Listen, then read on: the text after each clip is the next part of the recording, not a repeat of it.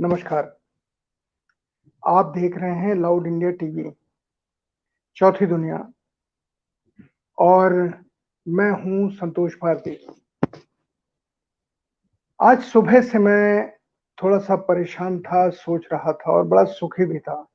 मैंने अपने कई मित्रों से आज दिन में ये कहा कि टेलीविज़न चैनल ने पिछले 1 हफ्ते से इस देश को कई तनावों से मुक्ति दिला दी है। लोगों में टेंशन नहीं है। लोगों में क्या टेंशन था? लोगों में टेंशन था कि कोरोना बहुत बढ़ गया है। हम कितने लाख पार कर चुके हैं, शायद हम 30 लाख पार कर चुके हैं, 32 लाख पे पहुंच गए हैं। ये बहस चल रही है, लेकिन शायद 30 लाख तो हम पार ही कर चुके हैं। अब ये जब आंकड़े टेलीविजन चैनल दिखा रहे थे, लोगों में टेंशन हो रहा था कि क्या होगा, सरकार ने हमें अकेला छोड़ दिया है, प्रशासन ने हमें अकेला छोड़ दिया है। हम अस्पताल जाते हैं तो हमें जो इलाज मिलता है वो इलाज, माफ कीजिएगा गले में थोड़ी खराश है, जो जो हमें इलाज मिलता है वो इलाज कितना सही है पता नहीं, हमारी रिपोर्ट कोरोना की सही है या नहीं है। कई सारे सवाल लोगों को हमेशा परेशान करते हैं। और जो जिसे कोरोना हो गया वो अस्पताल पहुंच गया, वहां से वो जिंदा वापस आ पाएगा या नहीं, ये सारे टेंशन लोगों में थे। और टेंशन थे हमारी अर्थव्यवस्था को लेकर। क्या रोजगार की कोई संभावनाएं आएंगी, बढ़ेंगी या रोजगार कम होंगे? अभी तो रोजाना के तौर पे आप आंकड़ा बना लीजिए और मुझे नहीं पता नेट पे ये जानकारी मिलेगी या नहीं मिलेगी, या टेलीविजन चैनल तो आपको देंगे कि नहीं देंगे, लेकिन सोशल मीडिया पे हो सकता है भूले भटके कोई ये जानकारी दे दे कि रोजाना कितना रोजगार घट रहा है, कितने बेरोजगार हो रहे हैं, कितने निकाले जा रहे हैं। और निकाले इसलिए जा रहे हैं क्योंकि ये भी एक टेंशन का सवाल है कि हमारे जितने संस्थान हैं, जो भारत सरकार के संस्थान हैं, जो नौकरी देते हैं, जिनमें रेलवे सबसे बड़ा है, पेट्रोलियम कंपनियां हैं, ये हवाई जहाज की कंपनी, जितने भी हमारे स्टील की कंपनियां हैं, ये सारी की सारी कंपनियां अब निजी हाथों में पहुंच चुकी हैं और जो बच गई हैं वो जा रही हैं।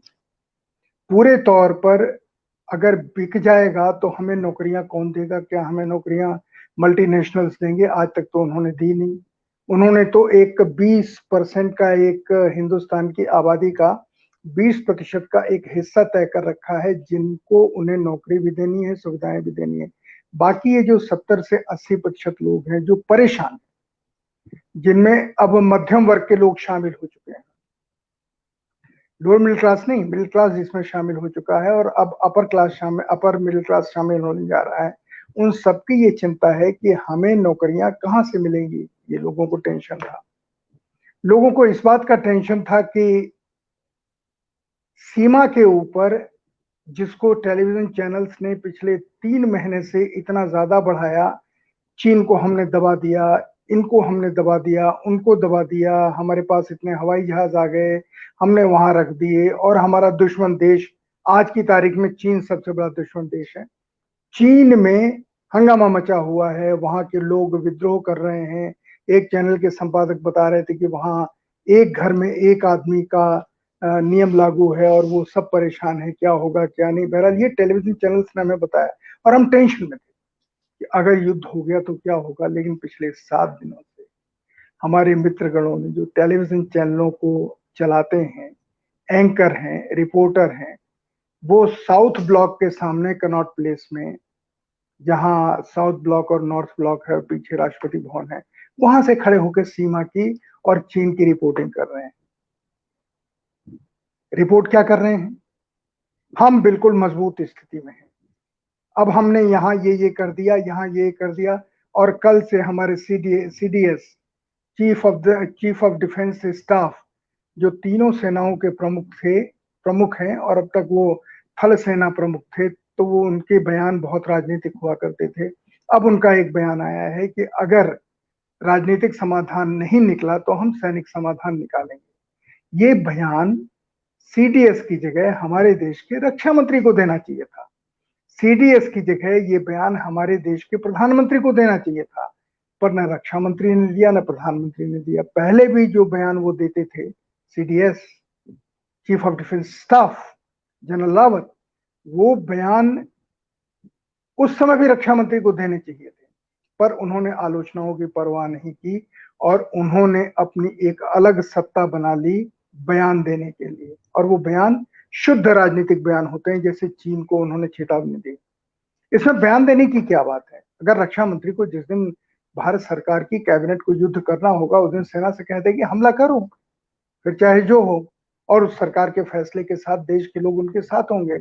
पर सीडीएस जिस तरह के बयानबाजी कर रहे हैं, वो बयानबाजी रक्षा मंत्री को करनी चाहिए अगर करनी हो तो, हालांकि करनी नहीं चाहिए। दूसरी तरफ एक टेंशन से और उभर लिया इन टेलीविजन चैनलों ने। एक तो इसकी भयावहता बताई नहीं, इस पे चर्चा नहीं की कि सीडीएस ने ये बयान क्यों दिया। उनकी समझ में ये बयान महत्वपूर्ण नहीं है जनरल रावत साहब, उनकी समझ में जो है वो मैं आगे बता रहा हूं। दूसरी तरफ उन्होंने इस चिंता से हमको उबार लिया कि पाकिस्तान और नेपाल हमारे खिलाफ कुछ नहीं कर रहा है, अर्थव्यवस्था हमारी कहां जा रही है, इसके इस चिंता से भी उन्होंने हमें उबार लिया। ये अलग बात है कि जितने भी हमारे अर्थ विशेषज्ञ हैं देश के, चाहे वो रिजर्व बैंक के मौजूदा गवर्नर हों, पुराने गवर्नर हों, बैंकों के चेयरमैन हों, पुराने चेयरमैन हों, और वो सब लोग जो इस सरकार के पिछले 7 साल से आर्थिक नीतियों को बनाने में लगे हुए आर्थिक सलाहकार थे, वो सब एक एक कर हमको छोड़ गए। यहाँ पर वो आर्थिक नीतियों की तारीफ करते थे, अब अमेरिका में जाकर के, विदेश में जाके वो सब एक सिरे से हमारी आर्थिक नीतियों की बुराई कर रहे हैं, आलोचना कर रहे हैं कि देश ऐसा हो जाएगा, देश वैसा हो जाएगा, और जब वो यहाँ थे तब उन्होंने नहीं किया। और मैं इसी बात में खुश था कि हम लोग इन सारी चीजों से शायद मुक्ति पा चुके हैं, इसीलिए टेलीविजन चैनल 24 घंटे सुशांत सिंह राजपूत की हत्या या आत्महत्या की तलाश, और इसके साथ ही साथ कौन उनमें शामिल है, उनकी बहन कब उनसे गले मिल के रोई, कब उसने क्या कहा, कब उस बहन ने क्या कहा, कब राखी बांधते हुए वो वहां से, कब वो पंजाब की यात्रा पर गए, आदि आदि आदि। और उसके साथ पिछले 2 दिनों से तो एक नई चीज पैदा हो गई है, ब्रेकिंग न्यूज। मैं, आप श्रोता हैं, आपको तथ्य जानना चाहिए। कुछ शब्द हैं जिनका अर्थ मैं कल हमारे बीच में ओम थानवी जी आएंगे, उनसे पूछूंगा। जैसे ब्रेकिंग न्यूज का मतलब क्या है, मैं 4 शब्द आपको देता हूं, आपके आसपास कोई पत्रकार हो तो उससे पूछिएगा, आप उससे ज्यादा ज्ञानवान समझे जाएंगे क्योंकि वो उत्तर नहीं दे पाएगा। प्रश्न है ब्रेकिंग न्यूज क्या है, प्रश्न है स्टोरी क्या है, प्रश्न है कि रिपोर्ट क्या है, और प्रश्न ये है जो चौथा सबसे महत्वपूर्ण, स्कूप क्या है। क्या इन चारों में कोई अंतर है, या ये चारों शब्द एक ही स्थिति की ओर इशारा करते हैं कि सिर्फ खबर। सवेरे ब्रेकिंग न्यूज है, वो ब्रेकिंग न्यूज शाम तक, दोपहर तक 3 घंटे 4 घंटे तो वो चैनल चलाता ही है। और आजकल तो ब्रेकिंग न्यूज का स्वरूप बदल गया है। सुशांत राजपूत के नौकर सीबीआई के दफ्तर पहुंचे, डीआरडीओ गेस्ट हाउस पहुंचे, उनका रसोईया अब निकला, अब ऐसे पहुंचा, उसने ऐसे मुंह ढका रिया चक्रवर्ती के घर के बाहर। अब रिया, परसों से रिया सीबीआई के से पूछताछ के लिए जाने वाली है, परसों से चल रहा है ब्रेकिंग न्यूज। आज रिया पकड़ी जाएगी, आज रिया गिरफ्तार होगी, आज रिया के साथ ये होगा। अरे जब गिरफ्तार होगी तब होगी, लेकिन आप लोगों को उत्तेजित करके उसमें फंसा क्यों रहे हो? और सारे टेलीविजन चैनल, एक टेलीविजन चैनल अपना 24/7 कार्यक्रम ही रिया का बना रखा है। हमारे मित्र अर्णव गोस्वामी जिस तरह चिल्ला चिल्ला कर बात कर रहे हैं, चुनौती दे रहे हैं, लग रहा है वो पत्रकारिता की नई परिभाषा लिख रहे हैं। उनके चैनल पे हमेशा ब्रेकिंग न्यूज सुशांत और रिया को लेके चल रही है। इसका मतलब है कि इस देश में भूख से कोई नहीं मर रहा है, इस देश में अर्थव्यवस्था बिल्कुल ठीक है, नौकरियों की किसी को जरूरत नहीं है, लोगों की क्लासेस चल रहे हैं, उन क्लासेस में क्या पढ़ाया जा रहा है बच्चों को, बच्चे शिक्षित हो रहे हैं नहीं हो रहे हैं, नौकरियों की कोई संभावना है या नहीं है, किसानों की क्या हालत है, वो किसान आत्महत्या तो नहीं कर रहे हैं। और कोरोना से पहले खबर आई थी कि देश में बेरोजगार ज्यादा आत्महत्या कर रहे हैं बनस्पत किसान के। ये सारे सवाल हमारे दिमाग से, हमारे जहन से, हमारे सामने से हटा दिए गए। सिर्फ एक सवाल, कोरोना। बेकारी, बेरोजगारी, महंगाई, अर्थव्यवस्था नहीं, सुशांत सिंह राजपूत के इर्द गिर्द किसी चीज को इतना बढ़ा दो। बिहार में बाढ़ से कितने लोग मरे किसी को नहीं पता, लेकिन बिहार में सुशांत सिंह राजपूत के समर्थन में 5 लड़कों ने बैठ करके एक धरना दिया, या 50 लड़कों ने बैठ के धरना दिया कि सुशांत को न्याय दो। हम उसमें खुश हैं। हम इसमें खुश हैं कि सारे देश में सांप्रदायिकता को नए ढंग से बढ़ावा दिया जा रहा है। एक सिनेमा अभिनेत्री हैं जिनका नाम कंगना राणावत है। वो कंगना राणावत आजकल बॉलीवुड के कई हीरो और कई डायरेक्टर्स के खिलाफ बोल रही हैं। वो उनकी अपनी मर्जी है, पर वो जब बयान देती हैं तो कैसा देती हैं? वो कहती हैं आमिर खान, सलमान खान, शाहरुख खान ने क्यों ये मांग नहीं उठाई कि सीबीआई की जांच होनी चाहिए। उनको अमिताभ बच्चन याद नहीं आए, उनको कोई और हीरो याद नहीं आया। मैं अमिताभ बच्चन का इसलिए उदाहरण देता हूं क्योंकि अमिताभ बच्चन फिल्मों के एक आइकॉन हैं, मिलेनियम स्टार हैं। देश में बहुत सारी चीजों को वो बोलते हैं तो लोग उनका सम्मान करते हैं, उसका पालन करते हैं, अनुपालन करते हैं। पर चूंकि उसका दिमाग भी कंगना रनावत का इतना जहरीला हो गया है, उसने उदाहरण क्या दिया? सलमान, शाहरुख, आमिर, बिल्कुल सही उदाहरण दिया। इन लोगों ने नहीं आवाज उठाई, लेकिन क्या अमिताभ बच्चन ने उठाई?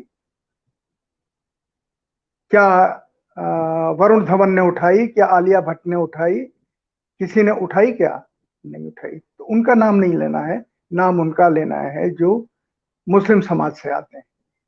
और हमारे मीडिया ने हमको एक टेंशन से और बचा दिया। वो टेंशन है कि अभी 3 दिन पहले बंबई हाई कोर्ट ने फैसला दिया कि जो तबलीगी जमात है या मुस्लिम समाज के लोग हैं जिनके ऊपर कोरोना फैलाने का आरोप लग रहा है, ये बिल्कुल सिरे से झूठ है। और उसके जवाब में एक बयान नहीं आया कि हम सुप्रीम कोर्ट में इस फैसले के खिलाफ जाएंगे। और आज दिल्ली हाई कोर्ट ने तबलीगी जमात के ऊपर जो मरकज वाला किस्सा हुआ था कि इन लोगों ने नहीं माना, ऐसे लोग आए, ऐसे गए, ऐसे इन्होंने कोरोना फैलाया। हमारी जितने महान टेलीविजन चैनल, न्यूज चैनल हैं, जो उनके एंकर हैं, उन्होंने जिस तरीके से इस किस्से को उठाया था, इस हवा को फैलाया था कि ये अगर मुसलमान नहीं होते तो इस देश में कोरोना इतना नहीं होता। अब कोई आंकड़ा, मैंने कई बार हर्षवर्धन जी को कहा अपने प्रोग्राम में, क्योंकि वैसे मित्र हैं, वो मिलते नहीं, वो फोन पे नहीं आते, मैंने कई बार कोशिश की। हर्षवर्धन जी, ये जो संख्या उसमें 20 लाख हो गई थी, मैंने कहा 20 लाख में कुछ तो अंदाजा आपको होगा कि कितने मुसलमान हैं, कितने हिंदू हैं। ये अलग बात है कि हिंदू नाम का कोई धर्म नहीं है। और जब मैंने ये कई बार कहा तो कुछ महान ज्ञानी धर्म के कहते हैं क्यों हिंदू धर्म नहीं है, सभी तो हिंदू हैं। मैंने कहा उनसे नहीं, ऐसा नहीं है। सनातन धर्म है, हिंदू धर्म नहीं है। कहीं किसी शास्त्र में कहीं कहीं हिंदू शब्द नहीं आता, पर वो महान ज्ञानी लोग इसे मानने को तैयार नहीं है। अब आप क्या करेंगे? अगर तुलसीदास जी ने एक चौपाई लिख दी है, मुदहु आंख कतहु कछु नाहि। उन्होंने लिखा है कि अगर आंख बंद कर लो तो दुनिया में कहीं कुछ नहीं है। और दूसरा उन्होंने क्या लिखा है, वो मेरे ऊपर भी लिखा हो सकता है और इन महान बुद्धिमानों के ऊपर भी लिखा हो सकता है। सबसे भले वे मूढ़ जिन्हें न व्यापे जगत गति। मतलब कि सबसे भले वो मूर्ख हैं जिन्हें दुनिया की किसी भी चीज से कोई फर्क नहीं पड़ता। कोई जिए मरे, समाज टूटे, कोई समाज में दंगा फैलाए, कोई समाज कुछ भी करे, उन्हें फर्क नहीं पड़ता। सबसे भले वे मूढ़ जिन्हें न व्यापे जगत गति। महान बुद्धिमान शब्द इन मूढ़ों के लिए ही इस्तेमाल में कर रहा हूं। मैं आपसे ये बात, सारी बात इसलिए कर रहा हूं ताकि आप जब नहीं सोचेंगे तो टेलीविजन चैनल जैसा चाहेंगे वैसा आपको सोचने के लिए विवश कर देंगे। ये एक साइंस है, ये एक थ्योरी है कि आपको ज्ञान से वंचित कर दें, आपको सूचनाओं का दास बना दें, आपको ज्ञान से विमुख कर दें और आपको सूचनाओं का दास बना दें, स्लेव बना दें। ज्ञान का मतलब, मैं अंग्रेजी में वर्ड इस्तेमाल कर रहा हूं नॉलेज, और सूचना को मैं कह रहा हूं इंफॉर्मेशन। जिसके पास ज्ञान नहीं है, सिर्फ इंफॉर्मेशन है, वो कहीं कभी न कभी देश को गड्ढे में ले जाएगा, वो कभी न कभी अपने समाज को गड्ढे में ले जाएगा, वो कभी न कभी उन सबको गड्ढे में ले जाएगा जिनका वो नेतृत्व कर रहा है, अगर ये नेतृत्व के ऊपर लागू करें तो। क्योंकि सिर्फ इंफॉर्मेशन अधूरा ज्ञान है, और अपने यहाँ तो हर चीज के लिए कहावत है कि नीम हकीम खतरे जान। अगर पूरी जानकारी नहीं होगी तो आप नीम हकीम हैं, आप ट्राई करेंगे और देश को बर्बाद कर देंगे। उसी तरीके से हमारे देश में कई उदाहरण हैं जिसमें जिनके पास सिर्फ नॉलेज थी, ज्ञान नहीं था, वो देश को ले जा करके उन्होंने एक ऐसे एंड पे खड़ा कर दिया जहां से अगर दीवार न टूटी होती तो देश और समाज आगे ही नहीं बढ़ा होता। आज भी यही स्थिति है। बहुत सारे लोग समाज में इंफॉर्मेशन पे अपना विचार बनाते हैं, अपना दिमाग ढालते हैं, अपना कदम तय करते हैं, जो कि खतरनाक है। ज्ञान एक ऐसी चीज है, नॉलेज एक ऐसी चीज है जो नॉलेज आपके पास, ज्ञान ऐसी चीज है, नॉलेज ऐसी चीज है जो आपको ये बताती है कि इंफॉर्मेशन या सूचना जो आपके पास आई है वो सही है या गलत है। लेकिन आजकल सूचना सही है या गलत, इसका फर्क करना लोग इसलिए भूल गए हैं क्योंकि हम सब ड्रिवन हैं टेलीविजन न्यूज चैनल से। इसलिए टेलीविजन न्यूज चैनल से ड्रिवन है क्योंकि हमने सोचना बंद कर दिया है। इसलिए ये दो दो कौड़ी के बिना दिमाग के टीवी चैनल के, मैं संपादक कहूं तो ज्यादा अच्छा होगा, जिन्होंने एंकरों को पत्रकार बना दिया है, वो एंकर हमारे दिमाग से खेलते हैं। आज एक विषय, कल दूसरा विषय, परसों तीसरा विषय, उनमें सातत्य नहीं है। और एक और चीज आपको बता दूं, ये लोग मूढ़ क्यों हैं? क्योंकि इन्हें किसी भी चीज का खुद ज्ञान नहीं है। इनसे जिन विषयों पर ये बहस कराते हैं, इनसे खाली पूछ लीजिए, ये जो आप बहस करा रहे हैं, इस विषय का आपको ज्ञान है? आप में से जो समझदार हैं, जिनके पास ज्ञान है, नॉलेज है, वो समझ जाते हैं एक सेकंड में कि ये सुपरफिशियल बहस हो रही है, ये सिर्फ मुर्गों की लड़ाई हो रही है, आपने क्या कहा, इन्होंने क्या कहा, बस। वो कभी किसी स्टोरी के साथ खड़े नहीं होते, क्योंकि जो सही संपादक, सही पत्रकार, सही एंकर होगा, वो स्टोरी के साथ खड़ा होगा। वो कहेगा कि आप जो कह रहे हैं उसमें ये तथ्यात्मक या विश्लेषणात्मक गलती है। आप फिर भी इसे मानते हैं तो आपकी मर्जी, क्योंकि एंकर का काम बहस करना नहीं है, जो आज हो गया है। एंकर जहां कहीं सत्ता पक्ष के लोग कमजोर दिखाई देते हैं, वहीं वो उनका वकील आके खड़ा हो जाता है और कुतर्क करता है। 99% एंकर कुतर्की है।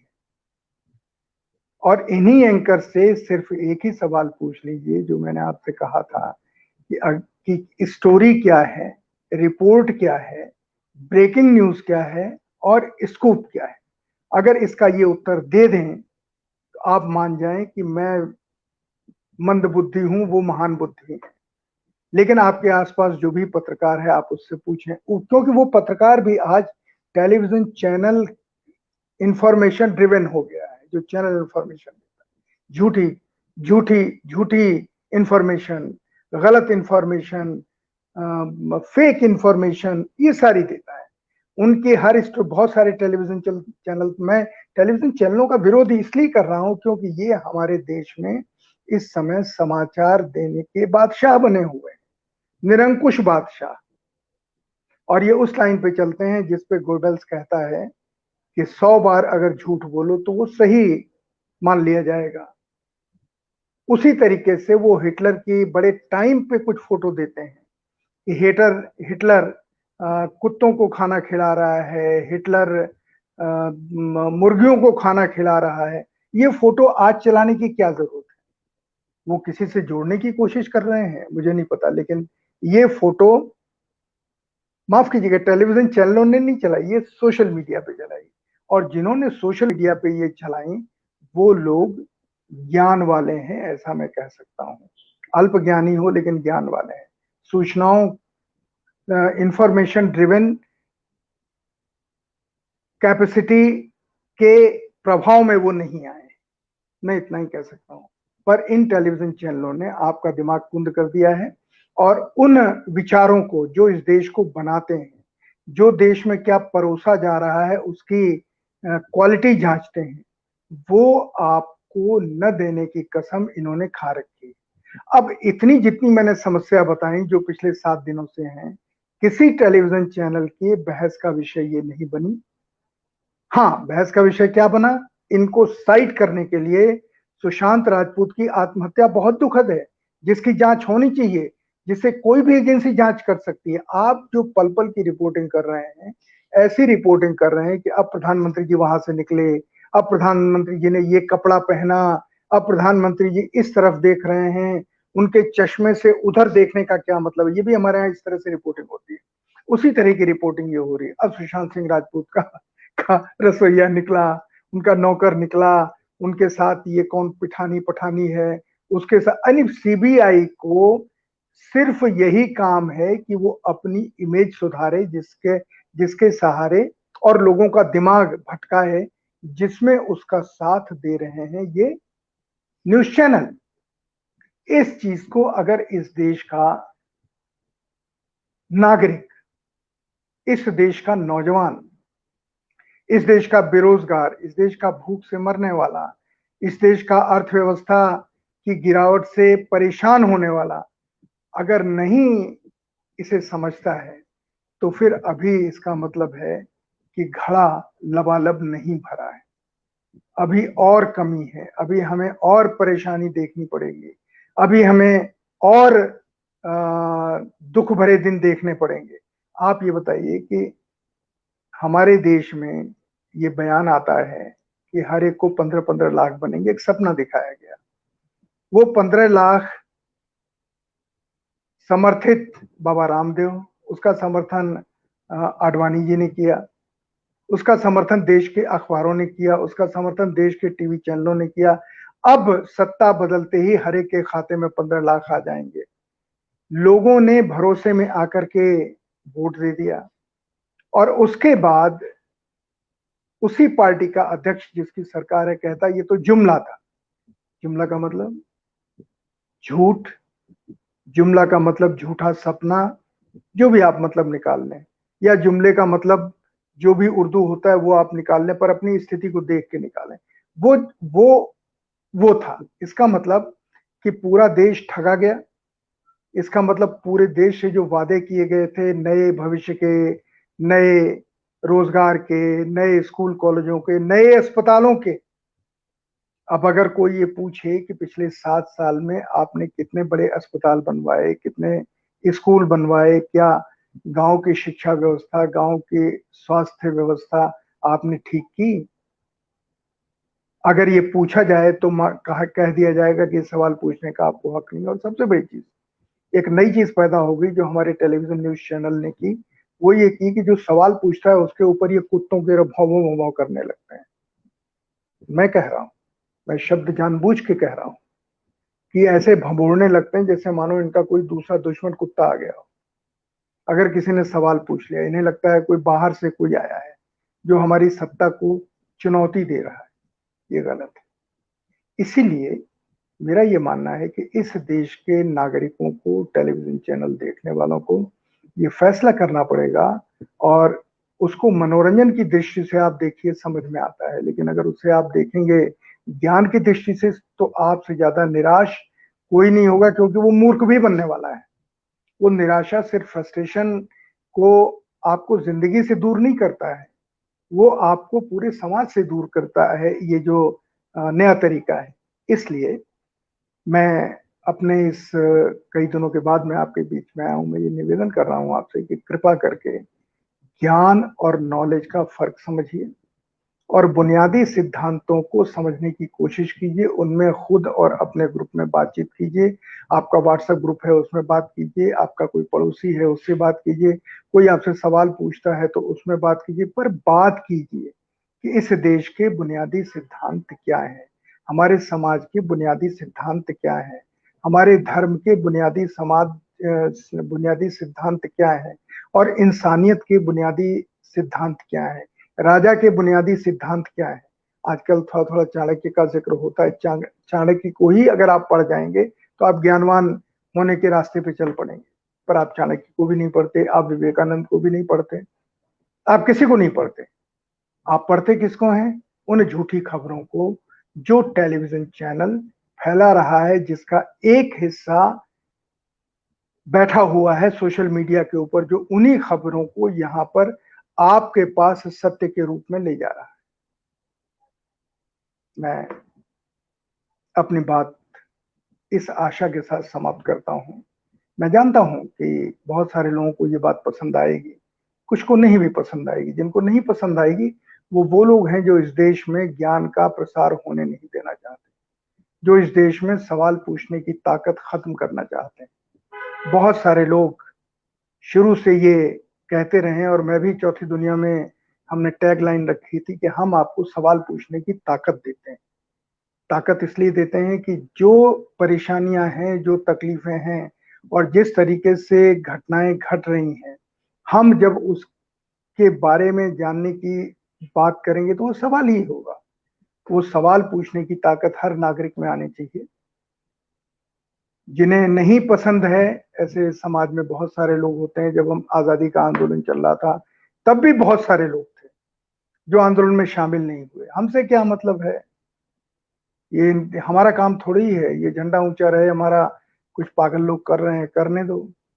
भगत सिंह, राजगुरु, सुखदेव, अशफाकुल्ला साहब का नाम लेने वाले बहुत लोग हैं, लेकिन अपने खानदान के लोगों से पूछें कि क्या उन्होंने अपने किसी बच्चे को भगत सिंह की किताब पढ़ने को दी? वो किस भावना से प्रेरित होकर के फांसी पे चढ़े?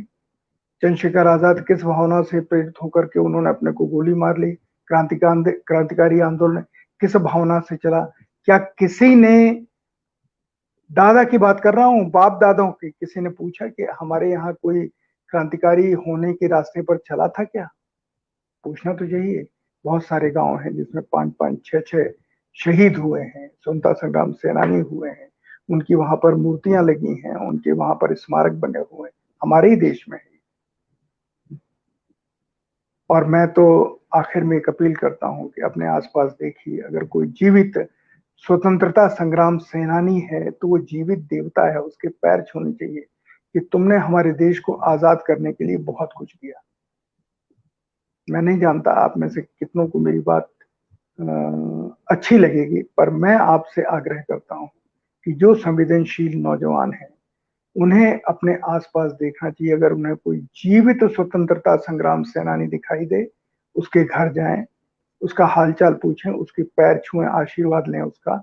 और अगर उसके कोई नहीं है, कोई समस्या है, तो उस समस्या को दूर करने की जिम्मेदारी लें। क्योंकि इसी आशा के फलस्वरूप कि हम नहीं रहेंगे, अगर हम मर जाएंगे आजादी के आंदोलन में, तो लोग हमारा साथ देंगे। अब बात खत्म करते करते सेना की बात याद आ गई। उनके घर भी जाइए जो पुलवामा में शहीद हुए, जिन्हें पेंशन नहीं मिली, जिन्हें कोई सेना की सुविधा नहीं मिली। पुलवामा में शहीद हुए वो 40 लोग, और अभी चीन की सीमा पर शहीद हुए 20 जवान। इनके घर जाइए, इनके घर का भी जायजा लीजिए। क्या उनकी परेशानियां हैं? जिन परेशानियों को आप दूर कर सकते हैं, प्रशासन नहीं दूर करेगा। क्योंकि थाने वाले कहेंगे कि ये तो मरने के लिए जाते हैं, सरकार के लोग कहेंगे। सरकार के एक मंत्री ने कहा था, उस कमबख्त ने, दुष्ट ने, मैं क्या गाली दूं, उसने अपना बयान वापस नहीं लिया। उसने जानते हैं क्या कहा था?